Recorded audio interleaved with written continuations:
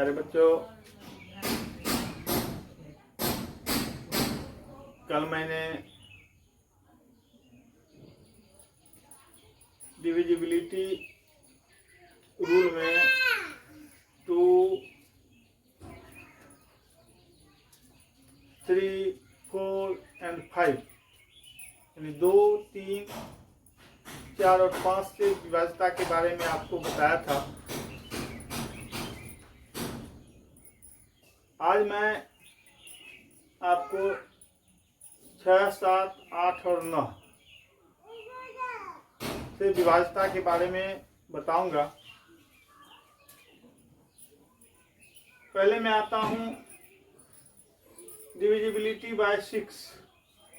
A number is divisible by 6 if it is divisible by 2 and 3 both. कहने का अर्थ है वह नंबर 6 से पूरी तरह विभाजित होगी जिसमें 2 और 3 दोनों से पूरा भाग लग जाए।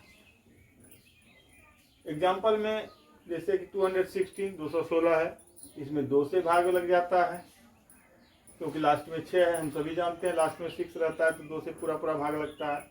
और इसके योग 6, 1, 7, 2, 9 में भी 3 से भाग लगता है, 3 से भी भाग लगता है।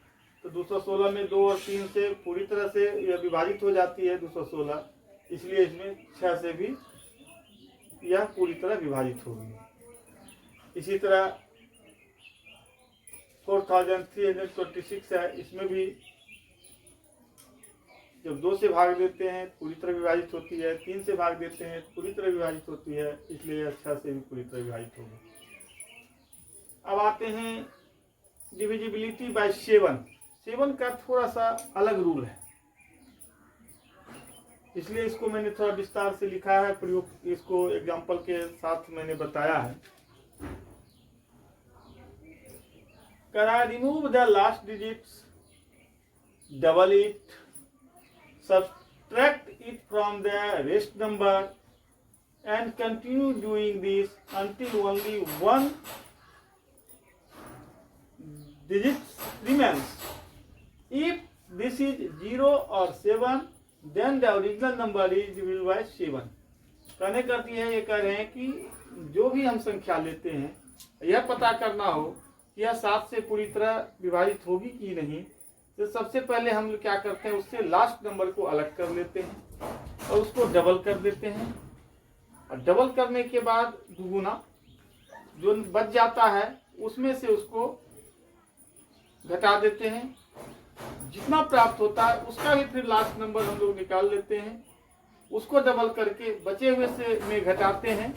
यह तब तक करते हैं जब तक कि एक अंक की संख्या ना रह जाए। अगर वह 0 या 7 आता है तो इसका मतलब पूरी संख्या 7 से पूरी तरह विभाजित होगी। जैसे मैंने एक संख्या लिया है 12264। 12264 में लास्ट में 4 है, 4 को मैंने अलग कर लिया, इसको डबल कर दिया, 8 हो गया। 4 निकालने के बाद 1264 बढ़ जाता है 1226। 1226 में हमने 8 को घटा दिया, 1218 बचा।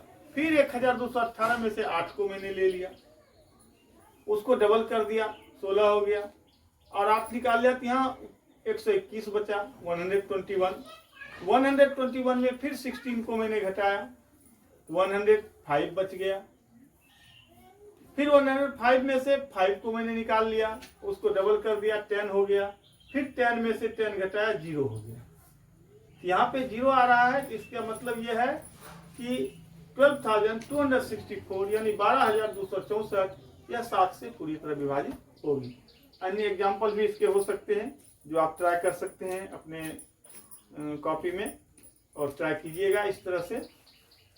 अब आते हैं divisibility bye 8। A number is divisible by 8 if its last 3 digits is divisible by 8 or its last 3 digits are all zeros। कहने का अर्थ यह है वह संख्या 8 से पूरी तरह विभाजित होगी जिनके अंतिम 3 अंक जो हैं 8 से पूरी तरह विभाजित होगी, या अंतिम तीनों अंक 0 होंगे। जैसे मैंने एग्जाम्पल में लिया है 2,13,544 और दूसरा लिया है 7,97,35,000। यहाँ पे इसके लास्ट 3 डिजिट जो है, अंतिम 3 अंक है, वो बनता है 544। 544 में 8 से भाग लग जाता है, पूरी तरह से विभाजित हो जाती है यह। इसका अर्थ है कि ये पूरी संख्या 8 से पूरी तरह विभाजित होगी। और इसमें अंतिम 3 अंक के स्थान पर 3 जीरो आ गया है, इसलिए यह संख्या भी 8 से पूरी तरह विभाजित होगी। और इसके बाद मैं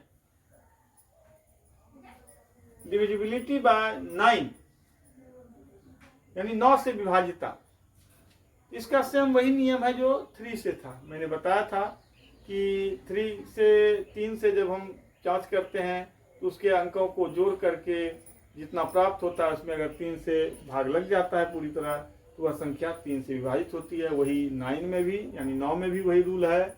अ number is divisible by 9 if the sum of its digits is divisible by 9, यानी कि वह संख्या 9 से पूरी तरह विभाजित होगी जिसके अंकों के योग 9 से विभाजित होगी। एग्जाम्पल के लिए मैंने दिया है 7,353 7,353, इसके सभी डिजिट को अंकों को मैंने जोड़ा, 18 प्राप्त हुआ। 18 is divisible by 9, so 7,353 divisible by 9, ये इससे विभाजित होगी। और 10 के बारे में लिखने की जरूरत नहीं है, आप सभी को पता है जिस संख्या के लास्ट में 0 हो वो 10 से विभाजित पूरी तरह विभाजित होती है। ये तो आप पहले से ही जानते हैं कि लास्ट में 0 हो, चाहे जितना 0, 1 हो, 2 हो, 3 हो, वह 10 से विभाजित होगी। Thank you. आप लोग इसको भी राइट कीजिएगा, रिमेंबर कीजिएगा, होमवर्क के रूप में बनाइएगा। अगले वीडियो में मैं फिर मैथ में आपको crow prime number, composite number लेकर आऊँगा।